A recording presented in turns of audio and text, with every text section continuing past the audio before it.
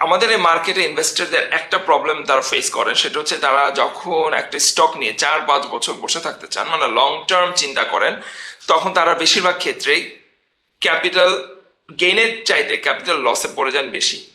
কোনো একটা স্টক তার ফান্ডামেন্টাল যখন ড্রাস্টিক্যালি চেঞ্জ হয়ে যায়, স্টকটা নিচে চলে আসে, 500 টাকার স্টক 300 টাকায় চলে আসে, 200 টাকায় চলে আসে, আমরা সেটা রিসেন্টলি দেখেছি। সুতরাং যখন কেউ আমার কাছে তাদের পোর্টফোলিও নিয়ে আসেন এবং লং টার্ম কোনো স্টকের সাজেশন চান, আমি তাদেরকে বলি যে আমাদের মার্কেট এখন বিভিন্ন কারণে লং টার্ম ইনভেস্টমেন্টের জন্য রেডি না। লং টার্ম বলতে আমি বুঝাচ্ছি 3 বছর, 4 বছর, 5 বছর। এটা আপনি মিড টার্ম বা লং টার্ম পজিশনিং করতে পারেন, পজিশন ট্রেডিং করতে পারেন, কিন্তু একদম লং টার্ম ইনভেস্টমেন্ট আপনি এখনো করতে পারবেন না। মূলত দুইটা মেইন কারণ আছে এটার পেছনে। এক হচ্ছে আমাদের পলিটিক্যাল সিচুয়েশন, আমাদের পলিটিক্যাল যে কালচার, এটা পলিটিক্যাল কালচারটা আমাদের এখনো হেলদি না, এখনো অনেক আনহেলদি একটা এনভায়রনমেন্ট আছে আমাদের পলিটিক্সে, তাই না? এবং আরেকটা হচ্ছে ইকোনমিক ইনস্টেবিলিটি। ইকোনমি আমাদের এখনো স্টেবল না, আমাদের ইকোনমি এখনো স্টেবল না। আমাদের বিভিন্ন ট্যারিফ, ট্যাক্স, এটা সেটা দেখবেন যে প্রতিনিয়ত পলিসি চেঞ্জের কারণে চেঞ্জ হচ্ছে, তাই না?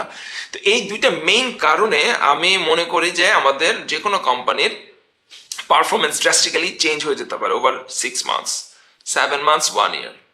হঠাৎ করে একটা ট্যাক্সের কারণে একটা কোম্পানি কেন, একটা ইন্ডাস্ট্রি চেঞ্জ হয়ে যেতে পারে, তাই না?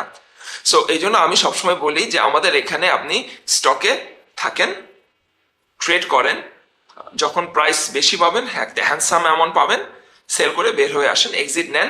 কিন্তু লং টার্ম আপনি বসে থাকবেন, সেটা আমাদের দেশের জন্য এখনো আমরা আসলে সেভাবে তৈরি না। হাতে গোনা একদম 2-1টা স্টক ছাড়া আসলে এটা সম্ভব না।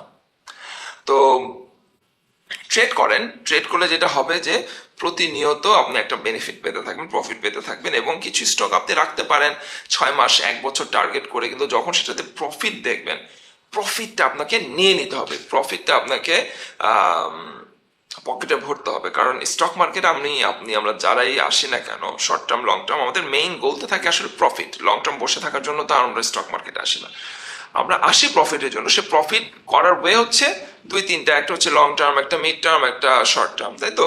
কিন্তু যেটা বললাম যে লং টার্ম আমাদের এখানে যে প্রবলেমগুলো আমরা ফেস করি, পলিটিক্যাল ইনস্টেবিলিটি, ইকোনমিক আনসার্টেনিটি, এই প্রবলেমগুলোর কারণে আসলে একদম লং টার্ম ফোকাসটা রাখা মুশকিল।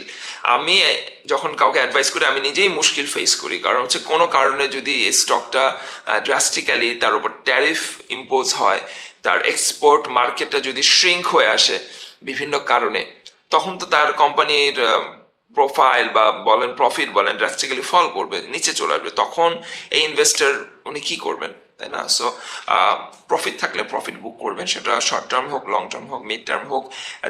That is the basis of stock market business. আমার হোয়াটসঅ্যাপ গ্রুপ, রেগুলার হোয়াটসঅ্যাপ গ্রুপে আসবেন, সেখানে বিভিন্ন বিষয়ে আলোচনা করা হয়, সেখানে বিভিন্ন পরামর্শ আপনারা পাবেন স্টক মার্কেট রিলেটেড। বিভিন্ন স্টক নিয়ে আমরা ডিসকাস করি, ওপেন ডিসকাশন হয়।